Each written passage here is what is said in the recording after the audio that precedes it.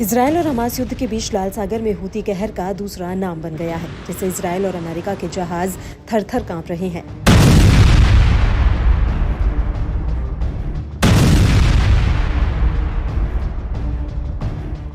लाल सागर में हूती ने अभी तक 70 से ज्यादा हमले किए हैं और इन हमलों में उसने 60 से ज्यादा जहाजों को निशाना बनाया। इन हमलों से अमेरिका की नौसेना भी अछूती नहीं है। यहाँ तक कि अमेरिकी ड्रोन MQ-9 रीपर को भी हूती ने आसमान में परिंदे की तरह गिरा दिया है।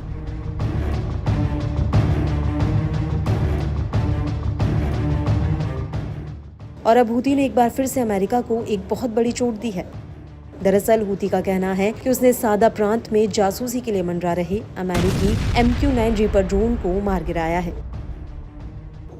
बड़ी बात यह है कि पिछले 72 घंटों में ये दूसरा ड्रोन है जिसे हूती ने गिरा दिया। इससे पहले पिछले हफ्ते हूती ने मारिब प्रांत में अमेरिका के एक MQ-9 रीपर ड्रोन को मार गिराया था। इस तरह से 7 अक्टूबर 2023 से अब तक हूती अमेरिका के 9 MQ-9 ड्रोन्स को मार गिरा चुका है। वहीं अब हालिया हमले को लेकर भी हूती का बयान आ गया है। इस हमले को लेकर हूती के प्रवक्ता ब्रिगेडियर जनरल याह्या सारी ने भी पुष्टि की है। नजहत الدفاعات الجوية في القوات المسلحة اليمنية بعون الله تعالى في إسقاط طائرة أمريكية النوع MQ-9، وذلك أثناء قيامها بأعمال عدائية تجسسية وقتالية في أجواء محافظة صعدة.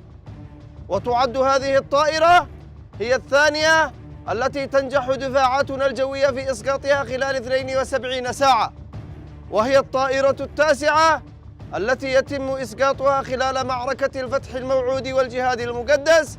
تشيد القوات المسلحة اليمنية بالعملية الفدائية للشهيد المجاهد ماهر الجازي، والذي قرر الانتصار لدماء الشهداء في غزة بالطريقة المناسبة.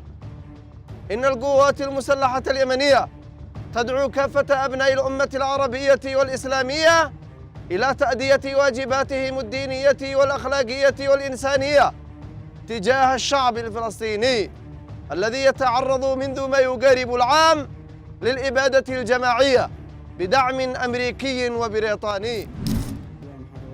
इन सब के बीच सबसे बड़ी बात यह है कि अमेरिका के लिए एक और MQ-9 रीपर ड्रोन का जाना बहुत बड़ा झटका है, क्योंकि मिडिल ईस्ट में अमेरिकी सेना इस ड्रोन के जरिए चरमपंथियों पर हमला करने के साथ ही उनकी निगरानी करने का काम करती है। और तो और ये ड्रोन अपने आप में बाहुबली के नाम से जाना जाता है।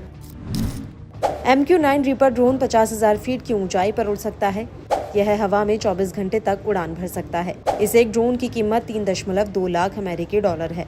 अमेरिकी सेना कई वर्षों से यमन के आसमान में इस ड्रोन से खुफिया जानकारी इकट्ठा करने का काम करती है। यहाँ तक कि 2014 में यमन में हुए गृह युद्ध के दौरान भी इस ड्रोन ने अहम भूमिका निभाई थी। और इससे भी बड़ी बात यह है कि MQ-9 ड्रोन के झटके के बाद अमेरिका तिल मिलाया हुआ है, जिसका बदला लेने के लिए अमेरिका की अगुवाई में यमन के कई प्रांतों में हवाई हमले भी हुए हैं।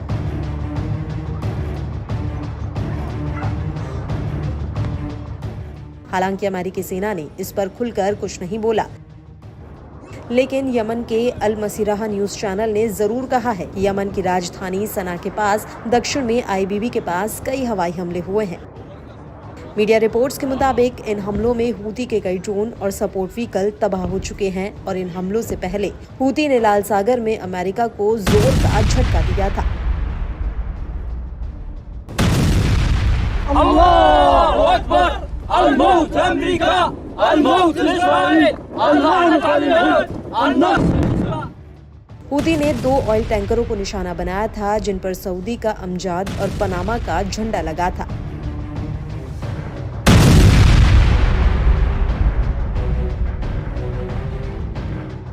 इस जहाज की पहचान लगून के रूप में हुई थी। हालांकि लगून पर हमले की बात हूती ने कबूली थी, लेकिन सऊदी झंडे वाले जहाज पर हमले की बात से वो मुकर गया था। अल्लाहु अकबर,